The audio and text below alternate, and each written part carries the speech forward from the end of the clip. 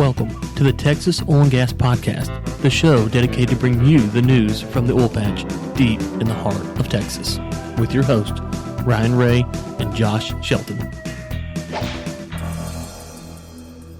All right, welcome to the Texas Oil and Gas Podcast, Episode 1. I'm your host, Josh Shelton, with my friend and co-host, Ryan Ray. What's up, Ryan? How's it going, buddy? Good, man. Good to talk to you. How's it going this week? It's going good, man. Going good. Before we jump in, Ryan, we have a job out of Houston, a mechanical integrity manager. If you want to find out more information about that job, go to globalenergymedia.com/jobs. Again, that is globalenergymedia.com/jobs. There you'll find a list of other jobs that are also available. We have some breaking news this morning, Ryan, from Fuel Fix. There's a 730-mile epic Permian to Corpus pipeline in the works. Ryan Drusen with Fuel Fix just released this yesterday. Ryan, did you have a chance to take a look at that?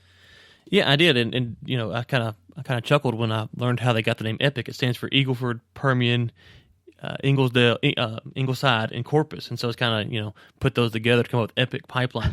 Wow. 730 miles is a massive project, and just for people out there listening, maybe on the vendor side of things, a couple things to note here is they're saying that they've already acquired 10% of the right of way. So you're looking at right of way and surveying and probably early permitting going on in the process. But for our companies who provide contractor services and inspection and stuff like that, there's probably still a good opportunity to get on. Now, if you don't have a job, then now's the time to start tracking down these companies who are doing the surveying, who are doing the right of way acquisition, and say, looking for them to add staff as this project. A project of this size, Josh, as you know, is going to go through phases. It's going to ramp up, and it's going to slow down. It's going to ramp up, and it's going to slow down as they go through permitting and they reroutes and all this stuff. And so, if you're looking for a job, this would be a great spot to start to track down who the different players are in this. Now, from a company standpoint, we know that Texas Midstream Logistics is kind of the leader on this. But as far as who all they're using for the service providers, I wasn't able to get my hands on that information just yet. I saw that Ironwood Midstream and Castleton Commodities International are both partners on this project with Techstar. And so, anyways, this project's going to go from the Permian down to Corpus, and it's going to bring out 443,000 barrels a day from Permian crude oil, and another 150,000 barrels from the Eagleford, for a total of 590,000 barrels per day into Corpus.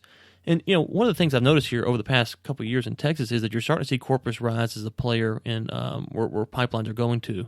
Traditionally, you think kind of the Galveston, Houston area, but now you're starting to see that Corpus is really taken off. And so, again, for the audience members who are maybe independent, looking for a job, there's going to be some jobs out in West Texas for. I think they're saying that the in-service date was like 2019. Yeah. That's what I hear. Operational by first quarter of 2019. Which means this thing's going to be going pretty quick. I mean, you don't put 700 something miles on the ground overnight. So, anyways, that was exciting to hear, and it means a lot of more barrels will be coming on the market, and they're going to be exported. That's the other thing to take away from this. A lot of these barrels are going to be sold on the open market internationally, and so that's a good sign too. And you said you don't have a definite company for the survey, and that's providing surveys for this huge job. No, I don't know who's doing it. I did see that Ironwood has an engineering and operations in Dallas, but I don't know how much that breaks down into survey, permitting, right of way, engineer. If they're doing all the engineering or some of it. So, not really sure with all the players. I just saw the article, like you said. It's pretty hot stuff, and so obviously it's been going on for a little bit because they bought 10% of the right of way, at least it says. So, I don't know. Wasn't able to find out much more of those details, but as you know, we just kind of stumbled across this before the show broke today. So right, yeah, this new stuff, man. All right, well, moving on to the next article with Forbes, we have an article from David Blackman out of the oil and gas situation. Protesters moving to Texas. The Senate's not moving at all. This is from February 28th, 2017. David Blackman basically goes over some of the issues we've seen across the nation. Last couple of months, there's been lots of protests moving from North Dakota, the Keystone, even some in West Texas. But he also notes some of the rising rig counts, 135 new active drilling rig counts in the last 2 months. Ryan, what do you think about the direction that the industry's moving in right now? Well, I think that there's a lot of optimism, obviously, and David's a very smart guy. I interviewed him the other day for the Global Energy Leaders podcast. That'll be coming out, I think, end of March or something, maybe early April. I don't think we've got a firm date set yet, but awesome. Yeah, he's a very smart guy. I enjoyed talking with him, and so he's definitely got his finger on the pulse. And I think that we look at the first quarter, the second quarter. Obviously, we're seeing a lot of optimism in the market, and things are picking up. The real question for me is going to be what happens with OPEC, because we have our U.S. producers who are kind of getting geared up, and they're starting to launch, as you see. We'll talk about later with the rig counts. There's more and more oil coming on the market, and so will OPEC keep their freeze in place? And there's already rumblings that some of that's not really happening like it's supposed to be.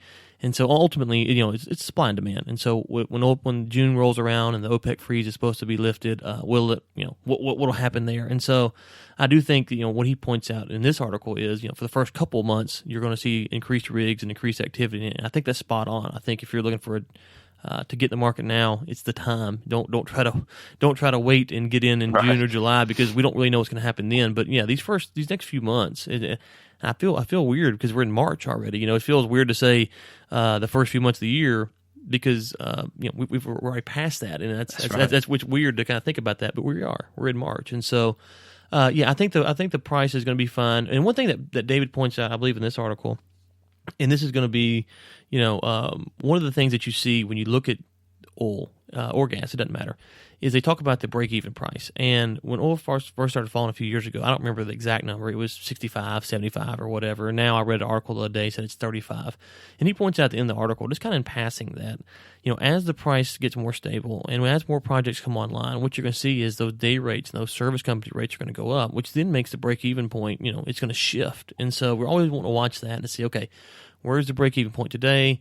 Obviously, the labor market, there's a lot of factors that go into that. And then as the market and the economy gets stronger, that break-even point is going to fluctuate, and just like when the price falls. And so as the market gets stronger and as more projects come online, service companies are going to say, hey, we got to hire more people, our rates have got to go up, therefore we got to charge the oil company or the gas company more money, and therefore the profitability goes down. And so it's kind of I think I see a lot of optimism in the market, but I'm a little bit more reserved. I want to see what happens by June or July before I'm really safe to say, okay, I'm comfortable with a long-term steady market. And I want to be clear that as oil and gas professionals, we want a steady market. We don't want volatility where we get up to 100 and it drops down to 30. That's no good for anyone.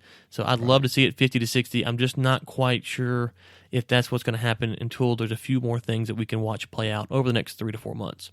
Right. You mentioned that 50 to 60 mark. David, he predicts that if it stays at least $50 a barrel, that drilling is going to continue to explode around the nation.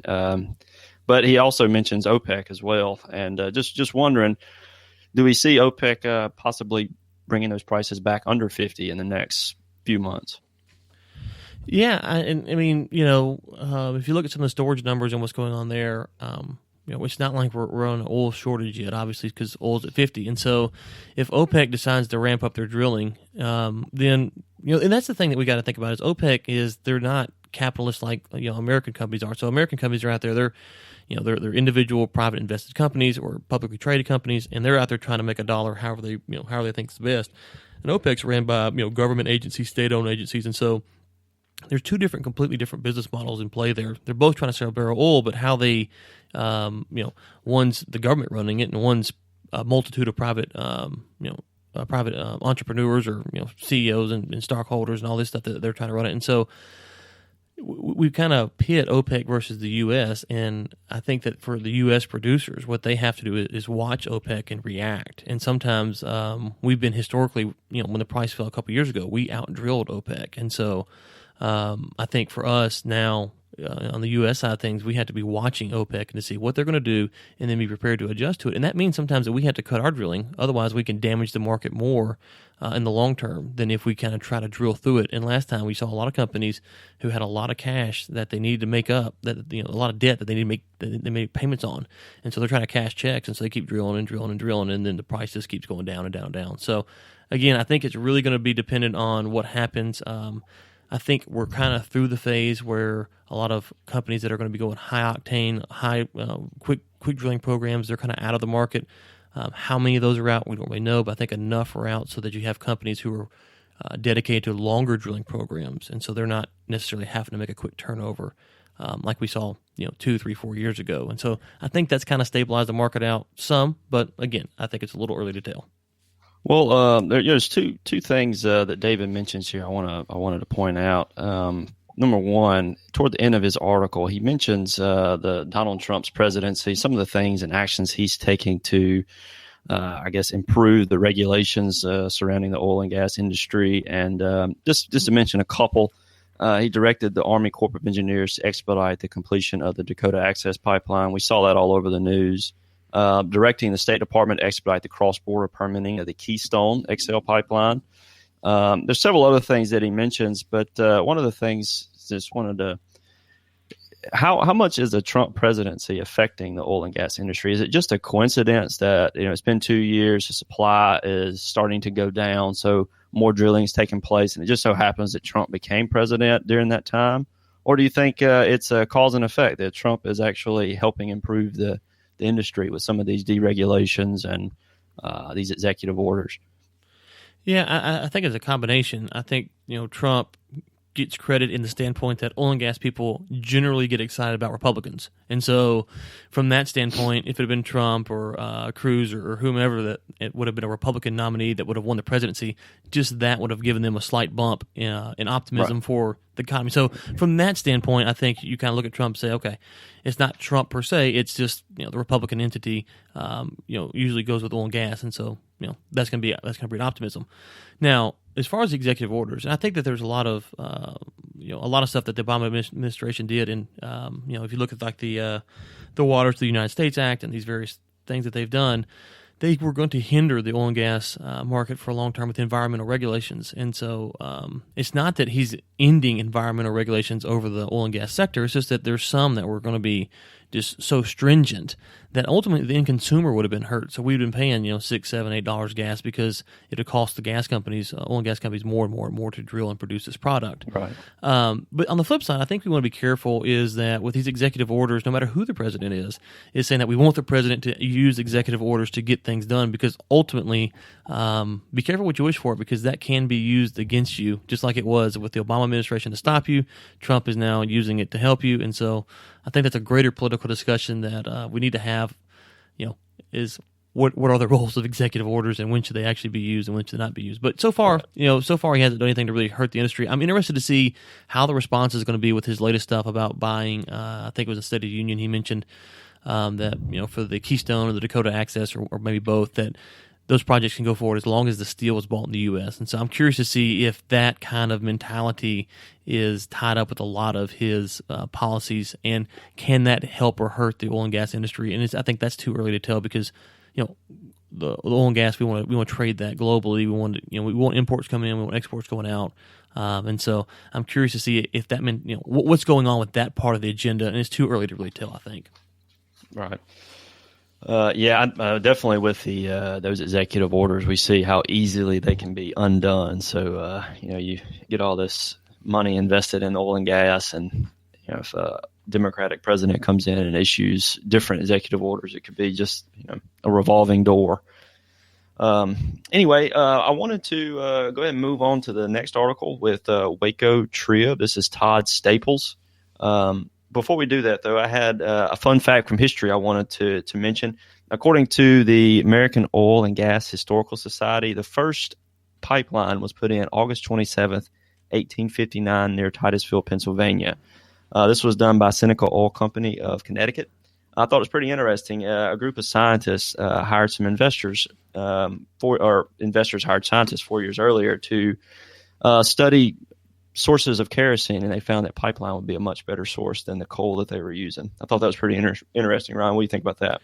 Yeah, and if you go read Morgan Downey's Oil 101, he talks about some of the stuff that was going on up in Pennsylvania during that time, and how they were drilled for oil and all of the technology that was there. And so it's a very interesting point of history when the oil and gas market is really kind of just beginning. And so I love studying history from the standpoint of watching people who say that this can't be done or this isn't possible, and then there it is 5, 10, 15 years later, all of a sudden boom, Yeah. it's live and well. And that's same true about us today. We just don't know what it is, obviously. But so no, it's a good interesting stuff. And again, I would say Morgan Downey's Oil 101 if you're looking for a good read there, and we'll link to that in the show notes.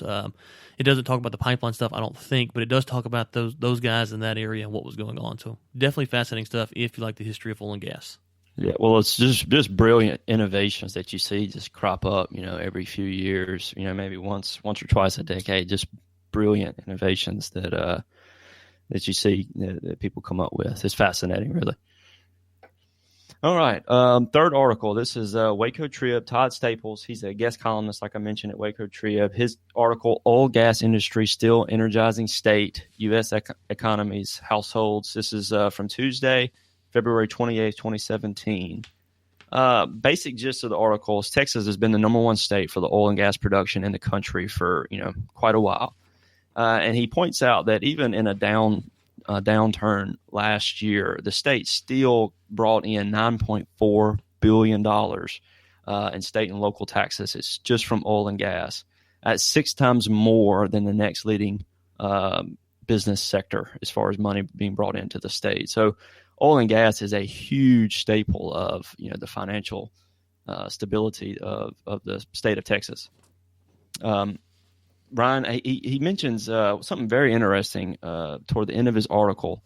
He goes on to point out that pipelines are the safest, cleanest ways to transport oil and gas. And with all of these environmentalist protesters with the Keystone in North Dakota, Ryan, why are they so resistant to these? What would seem to be the safest means of transport, these infrastructures and pipelines? Why are people so resistant to this? Well, I think, one thing we didn't talk about in David's article is that there's some of these protesters are moving to Texas now. And I think there's a lot of things that goes on with these people when you look at them is, first off, they're looking to identify with a community, right? And so, you can look at tribal mentality amongst different human groups. And these people, I think, for the most part, I like to separate them two groups.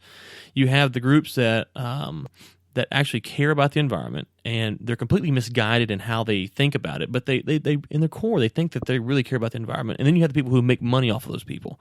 And so that's going to be more of your politicians, your Al Gores, those types of people who understand what's really going on, but they don't care. They're trying to make a buck. And so we're not talking about the Al Gores of the world. We're talking about the people who are actually on the ground, who are in North Dakota and doing this stuff. And I think if you just simply ask them, the ones who've left North Dakota and now are in West Texas, how did you get here? Did you walk? Did you ride a bike? And no matter how they got there, oil and gas was involved with that process. From the Right.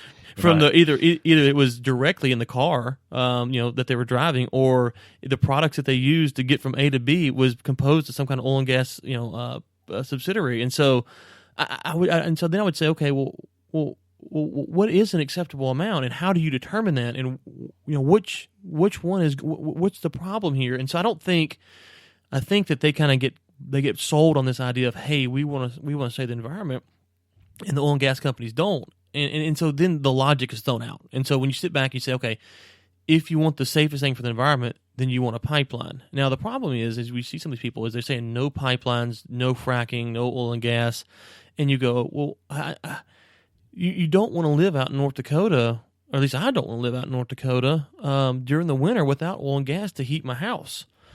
Exactly. Solar and wind are making great strides, but they're not there yet, and they're not going to be there for a while. So I want to have a nice warm house to come to. I've got children and a wife, and I want to have a nice warm house to come to, and that's the best way to do that right now.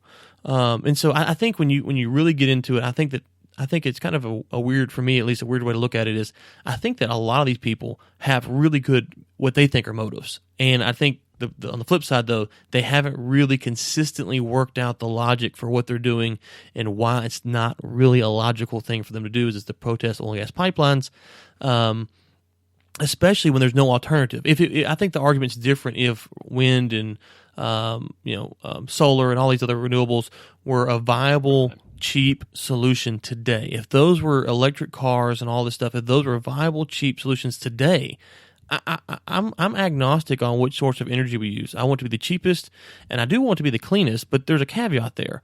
I want to work to protect me from the environment. And that's one thing that I think gets lost in the argument, is that the environment itself is harmful to us. If you stay out in the sun every day and you don't put suntan lotion on, what happens to you, Josh? You get sunburn or skin cancer. Yeah, you get sunburn and skin cancer. We need protection from the environment. And so it's kind of a myth to think that the environment is here to protect us and to hold us. I mean, obviously on some level that's true. But as far as living out in the wild, that's a proposition that I'm not sure a lot of people are really game for. I'm not game for it, I know. I like having that AC when it's 100 degrees in Texas heat. And so, we need to be protected from the environment. The environment doesn't need protection from us nearly as much as we need protection from it. And then the other thing I would say is that anytime we put the environment over human life, and now it's hard to make that argument here in the States because we have so much abundant wealth and so much energy. We don't have rolling blackouts. But if you go to Africa, and it's funny, I didn't think about this, so I just said it, but I'm leaving for Africa tomorrow. And one of the things that you see in Africa is massive amounts of people. And I think this article even mentions that there's 1.2 billion people, according to the International Energy Agency, that do not have access to electricity across the globe. 1.2 billion people. Okay, now, is oil and gas the solution for all 1.2 billion? No. But those 1.2 billion, they want and need access to heating and cooling and all the things that oil and gas and fossil fuels in general give us. Finally, I would say that if you go to a spot that doesn't have electricity, then that means that babies that are born are more likely to die because they don't have access to immediate care that they need. We both have 3 kids, Josh, and we've been through that process, and so we know what it's like. You have the baby, and they go and they put it in the little warmer, and they have all this stuff. But there's a whole host of things that are there to help save the baby's life if something were to go bad. If you don't have electricity, you don't have that potential. And so I think that you want to start there and start asking those kind of questions. And again, I don't think that these people in their mind realize that the contradiction in their thoughts. I just think that they haven't really thought it out. And so I'm open. I would love for these conversations to happen with them on a more regular basis without having to get hostile and violent and just visceral in these conversations. But I haven't seen that, and I'm hoping that there's more avenues that are opened up, especially as more renewables come online. Because as more renewables come online, oil and gas won't be as prevalent, but so then maybe we can start to have a real discussion about what is the role of oil and gas in the long term of the world's economy. Yeah, I absolutely agree. And kind of tagging on that, finally, on this article, he talks about people in New England, for example, that they pay the highest electricity rates because they don't have a developed infrastructure, pipelines. And in just 2 years, 2014, 2015, residents paid over $7 billion more than the neighboring regions that had a more developed infrastructure of pipelines. So it's not only just a matter of getting energy to people, but making it affordable, where the bills in that area are so much higher that it puts a lot of stress and strain on families. So it's I think it's perfect.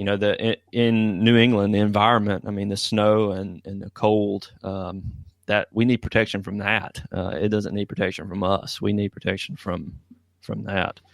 Right. And one more thing, even if you said that today, and this is Moral Case of Fossil Fuels, one of the things that I enjoyed about Alex Epstein's book is he said something along the lines of this. I'm going to get it wrong, so go buy the book and read it. But essentially he said something is, okay, if we knew for a fact that the damage that had been done was irreversible to the environment and it was going to end in 10, 20, 30 years, well, what do you do then?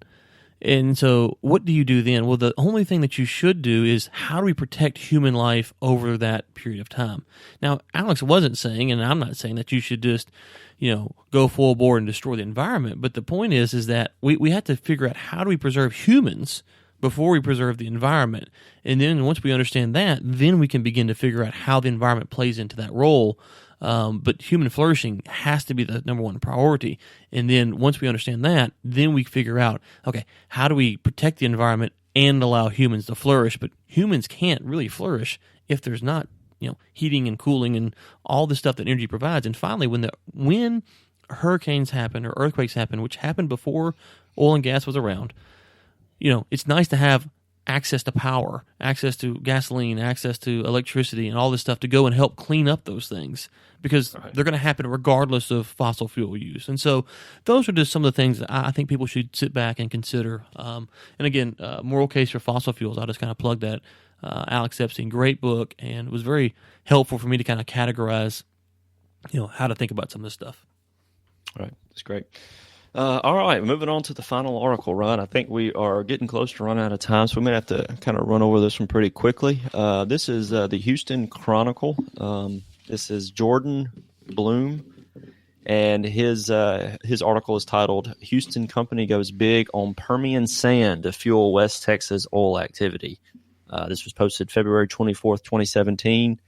Overall, basically, he talks about a Houston-based company called High Crush Partners. They agreed to purchase the Permian Sand Company for $275 million. Ryan, what do you know about this sand companies and the fracking that's involved with this? Do you know much about that? Yeah, well, I think that the big takeaway, Josh, is that if you're in oil and gas, you have to look at how to be opportunistic. And the big takeaway from this article, if you read it, is, if you're in the sand business, then you should be really excited. But the other thing that he says is that the amount of sand, this is from the article, the amount of sand injected into each well has doubled in the last 5 years, up to 8 million pounds, as well as oil continuously drilled deep. He goes on to talk about why. But the last 5 years, so let's think about that. What's happened over the last 5 years? Well, it's doubled, but what happens to the rig count? The rig count has dropped. The price has dropped, and yet the sand has been injected at doubled. And the reason is that we're drilling deeper and longer horizontal offshoots.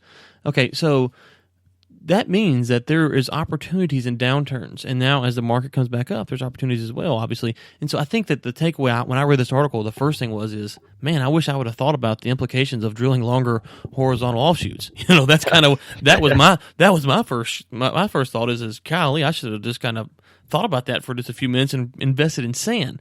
Obviously, I didn't. So I would think that and this is one of the things with this show and the other stuff that we're kind of working on, Josh, is that we want to sit back and promote how do you think about how to make money in energy, in oil and gas at all times, because there's usually, at least unless the market's completely dead, a way to make money. And so if you've been in the sand business for the past couple of years, well, you've been seeing some good results, and you're going to see really good results this year as the rigs are doubling and going out and moving on, so on and so forth.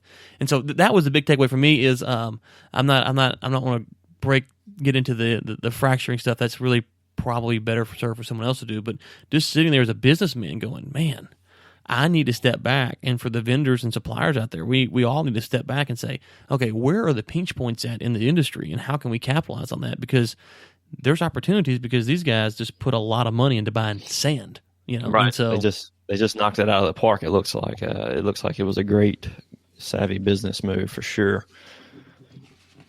Well, Ryan, I think that's it for this article.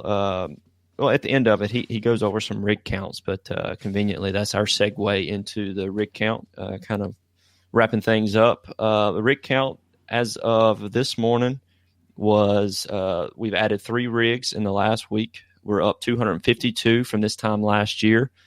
We have a total of 754. Out of that 754, 602 of those are primarily drilling for oil. 306, that's over half of those are coming from the Permian. We have 5 from the Barnett, 12 from the Granite Walsh, 64 from the Eagle Ford. And if we break those down in Texas, 383 of the 386 are drilling for oil. I'm sorry, that's 353 are oil and 33 are gas. Anything you want to? Yeah, just crazy numbers there. And just so the audience, I caught you, but make sure the audience caught you right. It's half of the oil rigs are in the Permian, but 40% overall of all the rigs are in the Permian. And so that's just crazy numbers there. That the Permian Basin is the king. 40% of all the rigs in the U.S. are there. So obviously the Eagle Ford is catching some wind, but I was going to say 32 last year at this time. Eagle Ford was at 32. We're at 64 this year, so looks good in the Eagle Ford. No, absolutely. So exciting stuff in Texas. If you're in Texas oil and gas, we didn't talk much about gas, and that's because the price is a little low right now. We're going to try to touch on that, and just to have a note for the listeners. I mentioned earlier I'm leaving for South Africa and Namibia tomorrow, and I get back next Friday. And so if I get back and I'm not just completely wiped out, Josh and I will get another episode out to you, and if not, it'll be the following Friday. So we're hoping to get episode 2 out a week from today, the 10th.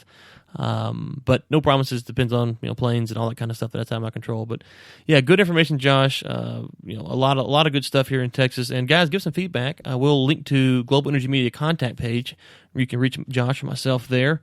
And where do we mess up? What do we miss? Or what do you want to hear from us? Because it's our first episode, so it's probably a little rocky and not as smooth as it needs to be. But we're going to work it out and get it figured out, and keep trying to bring you guys better content. And we want to hear from you, obviously. What do you want to hear? And how can we service you with this Texas Oil and Gas podcast? And so, Josh, enjoyed it, man. And I guess I'll talk to you when I get back from Africa. Yeah, man. Thanks, man. Have a safe trip. Don't get too tired over there, man. That's a heck of a flight. What is it? 15 hours? In 20 minutes. Don't short me. 15 hours and 20 minutes to 15 hours and 20 Yeah, 15 All hours right, and 20 minutes from Atlanta to Johannesburg, South Africa, and then it's pretty brutal. I fly from DFW to Atlanta, and then Atlanta to Johannesburg, and then I get off after that 15-hour, 20-minute flight. I sit in Johannesburg airport for 2 hours, and then I fly to Namibia that night. And so it's just back to back to back. So that Monday, I got the meeting with some officials in Namibia. It's going to be kind of, 2-3 cup of coffee day, to kind of get that one started. Right. So, well, man, I'm excited to hear from it, man. I hope you land some serious deals over there, and have a safe trip, man. Okay, guys, and until next time, keep climbing.